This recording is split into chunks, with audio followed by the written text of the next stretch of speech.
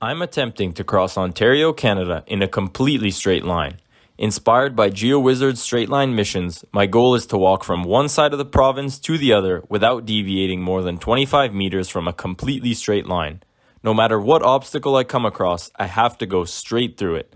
To do this, I decided on this 33-kilometer stretch in southwest Ontario from Lake Erie to Lake St. Clair. After packing my bags, stashing supplies on the line, and then driving to the start, I was ready to make history. I'm standing here on Lake Erie. Across me is the United States, and hopefully in just over 24 hours time I'm going to be in Lake St. Clair, about 35 kilometers that way. So I'm going to dip my hands in the lake. Now I'm going to start this journey. And so, with the Lake Erie shoreline to my back, I set off with a mix of excitement and apprehension as to what lies ahead. All right, here we go. I started my journey on the edge of the Cedar Creek Basin, a charming natural area in the Essex region of Ontario. I made my way across the empty beach and towards the road that I would be following for the first few kilometers, while offering a brief but accurate overview of the mission. And then first 5K is easy. It's all along the road. It's the end that gets a bit of a pain in the ass. I then approached my first obstacle, the Heritage Road Bridge. Cut to the very edge of this and hop over onto the road. Still snow on the ground, and it's April. That's Canada for you. Probably look like a complete idiot.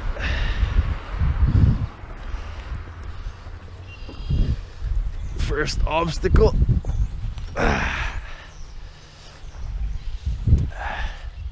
Despite grunting like an 80-year-old with arthritis while climbing over that barrier, my spirits were high as I admired the surroundings. Lovely day. Well, it's like 3 degrees Celsius, but the sun's out. I made my way across the road and started down the first segment of the mission. These first 5 kilometers would entail sticking to the side of this road while slowly veering off onto driveways and front lawns before reaching this church. What would follow is a series of fields and farmhouses enough to intimidate any adventurer with so many variables and potential human encounters. After that was a highway and then the town of North Ridge. A series of seemingly never-ending fields and farmyards followed suit in this middle stretch before the patch of forest where I planned to camp out on the night. The 24 kilometers that separated me from the camp spot were quite daunting, but for now, I was reflecting on the unique nature of my journey. I'm getting a lot of funny looks, that's for sure. Everyone's like, who's this Donnie in a military getup with a GoPro strapped to his head walking on the side of the road in the cold? If only they knew. After a kilometer or so, my time on the road was already coming to an end. The line has started getting a little closer to the left. Before I was walking right on the side of this road, but now it's starting to take me a little bit towards this ditch. 2 kilometers in, and I was already starting to go a little crazy. Benny! Benny! Off to the side of the road, I approached the first segment of front yards. Coming up to the first few houses here. We're about right on the line right now. Just hugging the edge of their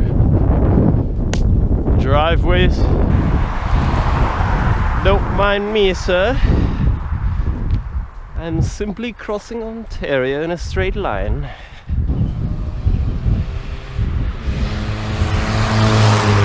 I swear that guy passed me on the way up. He's got nothing better to do.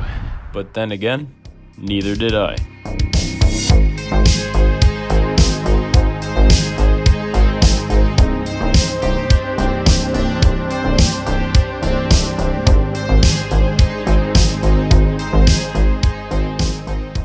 Right, first road crossing. Always look both ways. And we're off. I had reached the intersection, which was roughly halfway between my starting point and the end of the road. My line had taken me onto the other side of this little ditch as my GPS showed. I then proceeded to walk across the front lawn of this house, but when I got to the other side, I heard a car pull into the driveway. Fearing the worst, I turned around, and sure enough, there was an older couple getting out of the car and walking into the house. Luckily, they either didn't see me or didn't care enough to stop me, so I continued onward. It wasn't long before I had my next run-in on someone's drive, and this time with a dog. First bit of nasty shit to get through. Oh fuck. Hell no. Okay, the good thing is I'm still staying within like 8 meters of my line. I was gonna have to go through these bushes, but I'm not trying to get my ass bit off by the dog.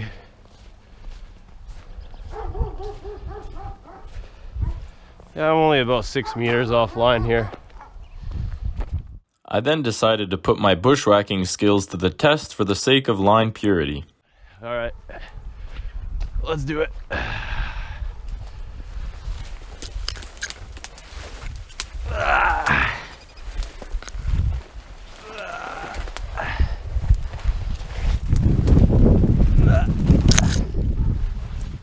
My ripstop camo did the job and I emerged without a scratch.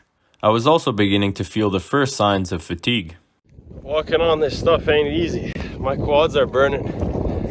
It's a bit soft and squishy. You gotta work harder for every step. I was now on my last segment of front yards before reaching the church. My line had forced me to venture further from the road and well into the front lawns I now traversed. Eager to not get shooed away, I scurried around the trees and bushes that lay ahead.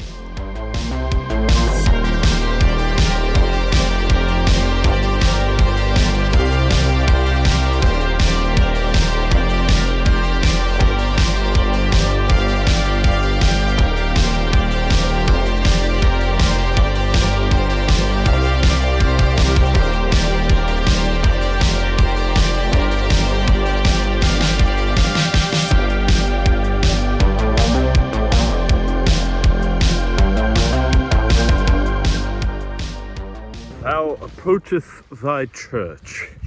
Just realized it's Sunday and it's about 11:30 in the morning, so I might just be catching the back end of mass here. People are probably looking out the window wondering what the hell is he doing. I don't think Jesus can save him. As I got closer to the church, I realized there were in fact a few cars in the parking lot, signaling I may well have just missed the Sunday service. But before the Lord would be graced by my presence, I had to cross this ditch. With some nice stagnant water. I think we just send it here, to be honest. There we go. I was now just under 5 kilometers into the journey, and apart from the 21-meter deviation to loop onto the bridge at the start, I was doing a great job of sticking to the line and well on track for a platinum run. Ahead of me, though, was a stretch of several tricky fields and farmhouses, and after a brief rest at the church, I was ready to tackle them. Right, I've just had my lunch, or at least a snack on those steps there. Now I'm gonna continue on. Awful ditch. Jesus. Right, gotta be careful here. Luckily it looks like I can step right at the bottom there on this side without getting too wet. I'm just gonna inch my way down.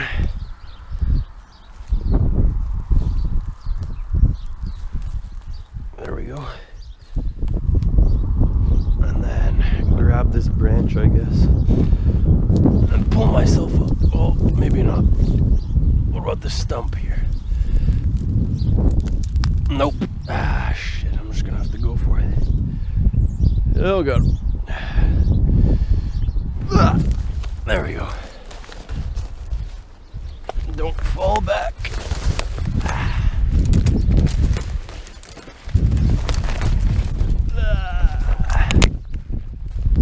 Whew.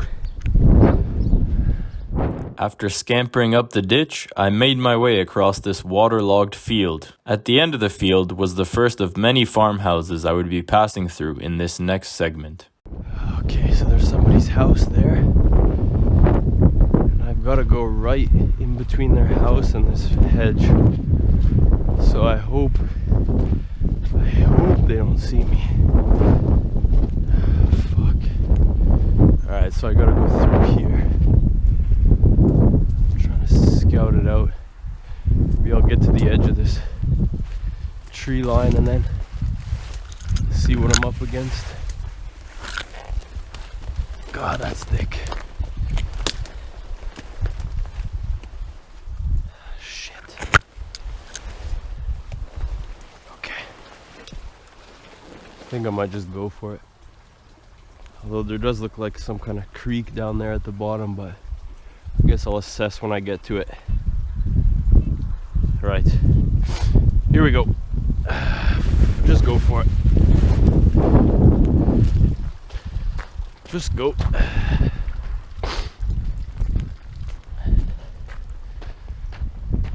I was now well and truly in the middle of this backyard and in plain view of the house to my right. I didn't want to run to make me look even more suspicious than I already did. In the end, I marched with confidence, hoping I looked like a man best left alone, and made my way to the small stream I had spotted on my GPS while nervously standing in the trees only a few moments ago. Didn't even want to look to see if there's anyone looking at me. Just want to get over this.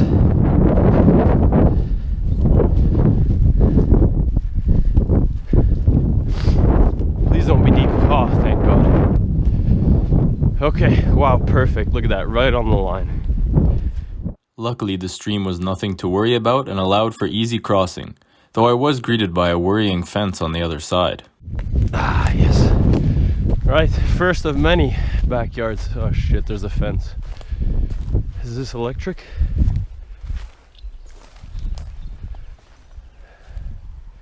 That's a great question. Fuck.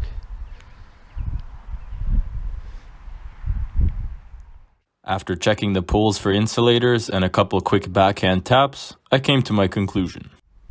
It's not electric. I'm just gonna have to go through.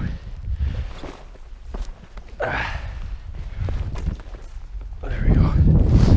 Easy as pie. A shade of overconfidence there from a man worried about shocking his ghoulies a second ago. And the sun's come out too. I was now at the fence on the other side of this field, and the fact I knew it wasn't electric didn't really make it easier to get through. Alright, other side of this fence. Luckily I can just squeeze through. Oh fuck. Should have took my bag off. Come on, use your brain, buddy. There we go.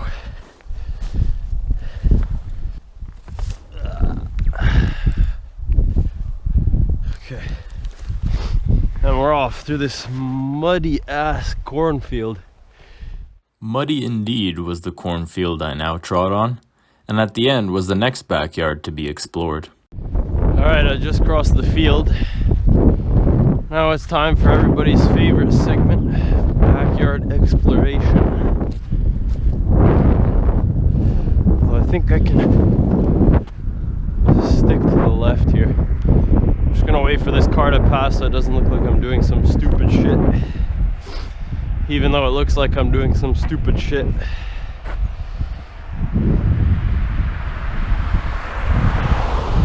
Alright, here we go.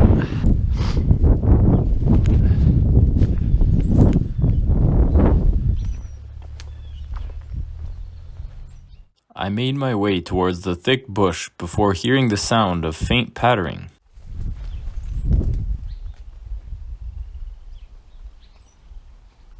What is that noise? I think that's just the rain.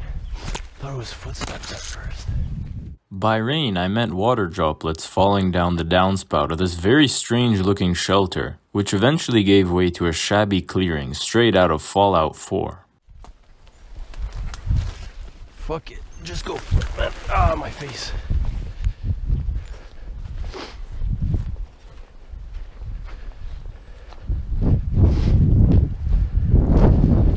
Just keep swimming, just keep swimming. Come on, let's get out of this After getting past Chernobyl, I was swiftly on to my next field, where I would quickly disprove my initial gauging of the muddiness. Okay, good. It's not as muddy as I thought it would be. My shoes are caked in mud. I just come through that field. That was by far the toughest terrain I've had to do yet. Lucky for me, the next field seemed like quite a pleasant one, with nice green grass spreading over the flat ground. But before then was another tricky ditch.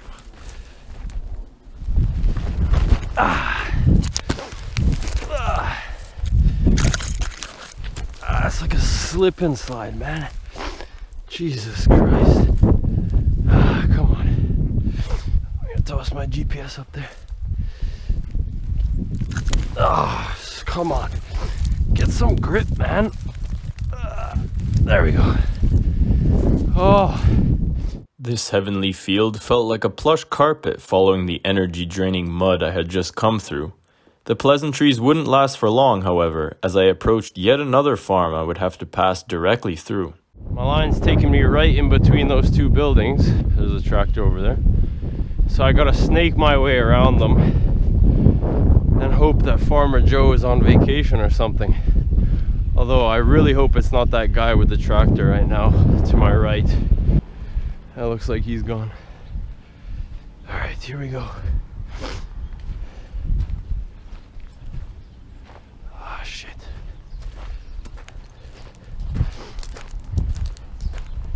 I made my way around the barns and up the driveway of this farmhouse. Judging by the two cars outside, the owners were most likely home.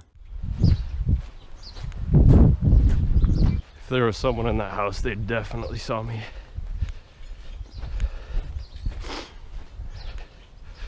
After reaching the road, I realized I had strayed a few meters to the left. Just whip back to where my line was. But I didn't stop there, as I spotted something on the road. No big deal. Oh, nice. Well, not nice. Poor guy, but... Is that a cat? I had gotten completely sidetracked by the dead cat, and was now even further from the line, much to my dissatisfaction. Almost just... Don't tell me I just veered off the line, man. Jesus Christ. Just to look at that dead cat. Luckily, I had only deviated 22 meters from the line, just 3 meters shy of the 25-meter guideline. After the brief roadkill fiasco, I was ready to tackle my next farmyard. More backyard bonanza. Let's get through here. Hopefully no one's home. I'm just trying to look for the best way in. I guess right here.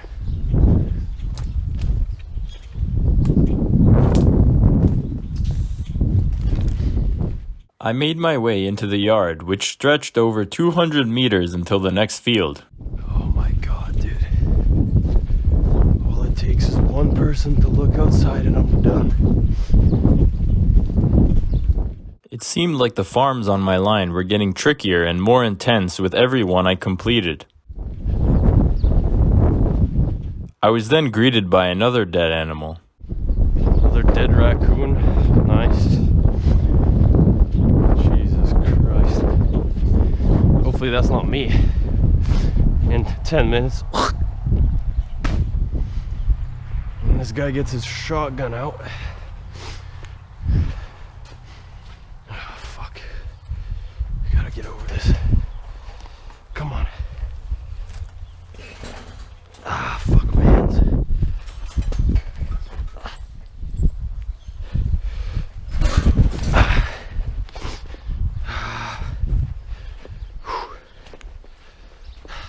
As I hopped over the gate and approached the next field, it had come to my attention that I had a watch party over to my right.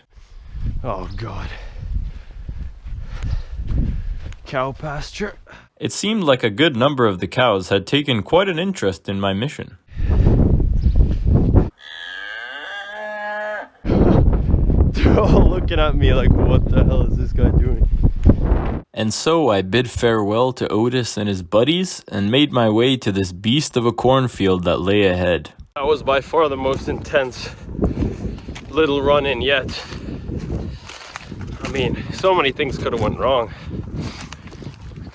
Could have fallen on that fence, gotten caught by the farmer. I mean, I'm still not really out of the woods yet, but I doubt he's gonna come chase me into this cornfield, and there's a road up ahead, but it is like 500 meters or something. In actual fact, the field was a little over 1 kilometer long and made me take back my initial estimation just like the muddy one did. Definitely underestimated how big this cornfield is.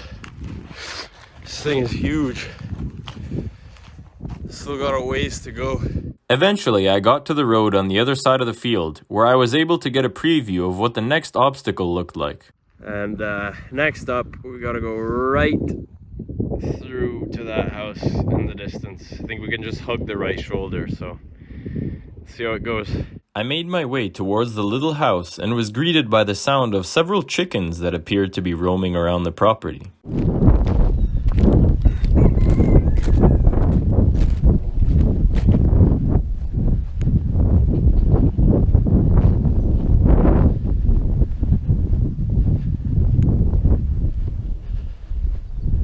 I scurried around the house as quietly as I could and made my way into the cornfield on the other side. Okay, we're around up to that little line of trees up there, and then I'm sure I'm off their property. So coming up to this row of trees now. The house fully in the distance now. The field became quite muddy as I approached another waterlogged ditch. Alright, well, it's not that deep. I mean, I should probably lay some sticks across. Make like a little makeshift bridge or something.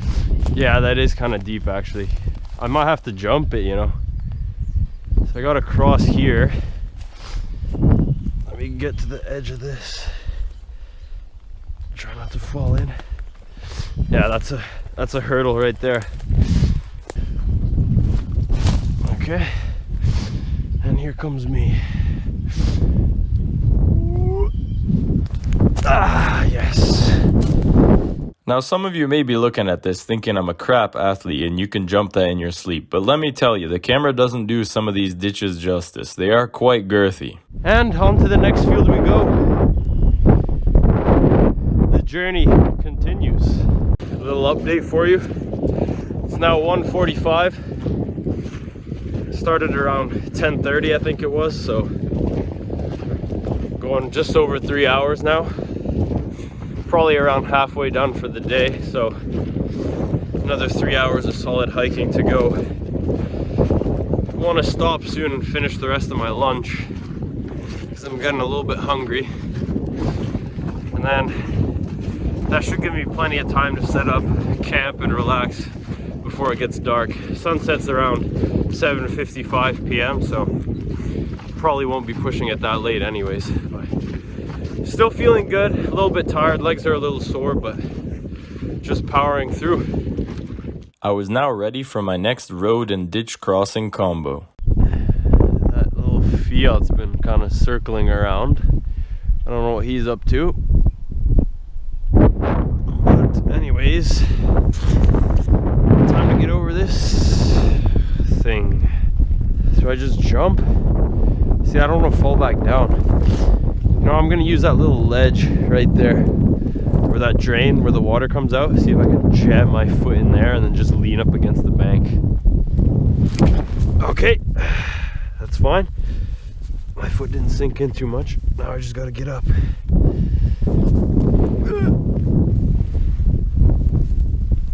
Ah, there we go. Once over the ditch and at the end of the next field, I made an observation enough to make any weatherman proud. Notice the snow's gone. The more I walk. Clearly the snow had melted and muddied the fields even more. Oh, this is really wet. Alright. Try not to get my boots soaking. That is nasty. Nasty. I thought the other field was bad. This is probably taking the title of the worst one yet. And it was about to get much, much worse. Oh, I can't even speak, man. I'm shitting myself, to be honest.